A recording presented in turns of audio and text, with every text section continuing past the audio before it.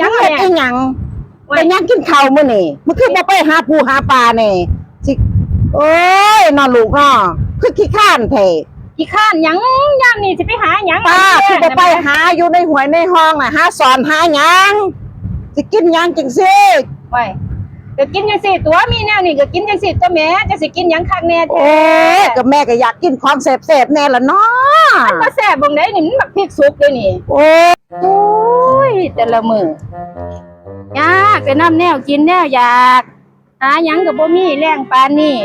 มีแต่บักพริกสุกนี่แหละสิตามสู้กินตา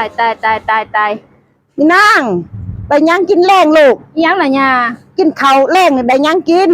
สิกินหยังก็มีแต่บักพริกสุกนี่ติที่ตามสู้กินนี่ อีหนูคือบ่ไปหาสอนหาหยังแนวนั่นอยู่ในหวยใน ไป ห้ หา อ ตอนหยัง งฝนก็บ่ตกย่าเอ้ยสิกินอีหยังมีซ้ำนี่ก็กินซ้ำนี่ สิ แม่ พากินแต่บักพริกนี่บ่ ก็กินแต่บักพริกตัวสิให้กินกับหยัง กินแต่บักพริกนี่บ่ เอ้าก็มีแต่บักพริกจะให้ ก็ กิ ยั น ง หยั ว่าง ให้ไปหาสอนปูป้าน้ำหวยน้ำห้อง บ่มี ไป บ่ แล้ แล้ว วขี้ข้านหลายลูก กี่ข้านหยังล่ะแม่เอ้ยนี่ก็สุดยอดแล้วบักพริกกับบักพริกสุกนี่กินแล้วก็หวานจ้วยตัวนี้ โอ้ยกินบานจ่วยๆแม่เห็นแดงๆก็ว่าเผ็ดโลดละ สิจำเฮ็ดหยังนี่ซ้ำนี่ก็กินซ้ำนี่นี่ล่ะสิตำใส่บักอันปลาแดกตอนใหญ่ๆให้จำเป๊ะๆนี่แหม่ยากสิตำอัน โคตรเดือไว้ลูกนี่ก็ได้ไปหาอยู่หากินมันก็ตั้มตะเกียวให้กินมือใดก็ได้จักอีหยังอีนี่โคตร มันก็ ดี สุด ๆห ย ร อ อ ดเลยล่ะ โคตรมึงทำไมมันโคตร สิมาจมหยังอยู่นี่แหม่ โอ้ยก็ยังว่าเฮ็ดจนโคกแตกเบิดอีอัน บ่ได้กินดอกข้าวมื้อนี้นั่นตำบักพริกก็ยังท่วงอยู่ จนแตกเบิดโคกนี่ ก็ต้องกินดอกข้าวมื้อนี้น่ะเบิ่งแน่โคกก็แตกแล้วเงินสิซื้อโคกก็บ่มีแล้วบัดนี้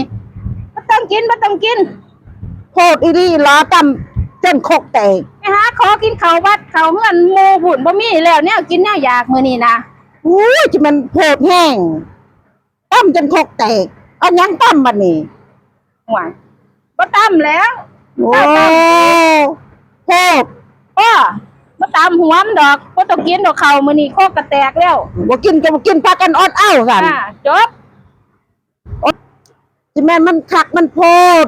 ลูกไผ่เนี่ยโพดอีหลี มันตำแต่บักเพกให้กินมือใดก็ได้ มือใดก็ได้ กินแต่แก้วกินแต่บักเพกมันสิทนเผ็ดบ่ผู้เฒ่า โอ้ยเนาะ